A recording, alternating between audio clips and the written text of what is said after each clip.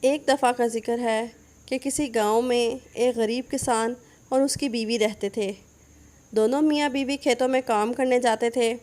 ایک دن اس کی بیوی کھیت میں کام کر رہی تھی کہ اس کی نظر آسمان پر پڑی اور کیا دیکھتی ہے کہ آسمان سے ایک گھوڑا اڑتا ہوا زمین پر اترا اور زمین پر پہنچتے ہی غائب ہو گیا۔ اس نے یہ ساری بات اپنے شوہر کو بتائی۔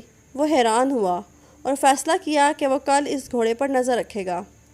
اگلے دن دونوں اس کا انتظار کرنے لگے۔ ان کی نظر گھوڑے پر پڑی جو زمین پر اتر رہا تھا۔ دونوں اس کے پیچھے چل پڑے۔ گھوڑا چنے کے کھیت میں گھس گیا، خوب پیٹ بھر کے کھانا کھایا اور اڑنے کی تیاری کرنے لگا۔ جیسے ہی اس نے اڑان بھری، میاں بیوی نے اس کی دم پکڑ لی اور گھوڑے کے ساتھ ساتھ اڑنے لگے۔ گھوڑا ایک پرستان میں پہنچ گیا جہاں بہت سی پریاں تھیں اور ہر طرف ہیرے اور سونے کے جواہرات چمکے۔ یہ دیکھ کر دونوں میاں بیوی دنگ رہ گئے۔ دونوں بھاگ کر سونے پر ٹوٹ پڑے اور زیادہ سے زیادہ سونا اکٹھا کرنے کی کوشش کرنے لگے۔ رات کے بڑھتے اندھیرے سے پریشان ہونے لگے۔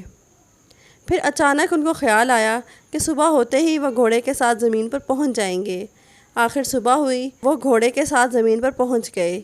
ایک غریب کسان جو دن بدن امیر ہوتا جا رہا تھا، سارا گاؤں اس کو دیکھ کے پریشان ہو گیا کہ ایک غریب کسان اتنا امیر کیسے ہو گیا۔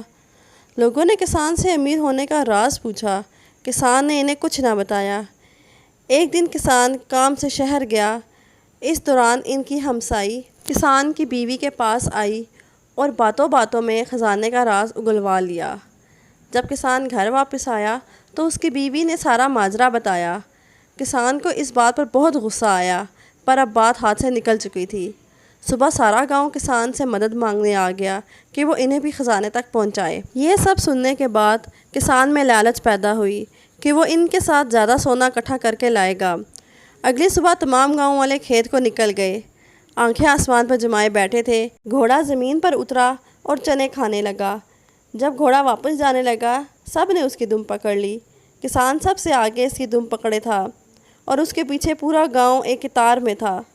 گاؤں والے نے کسان سے پوچھا، وہاں کتنا سونا ہے؟ کسان دم کو چھوڑتے ہوئے ہاتھوں سے بتانے لگا، اتنا زیادہ۔ یہ کہنے کی دیر تھی کہ سب زمین پر گر پڑے اور گھوڑا پرستان چلا گیا۔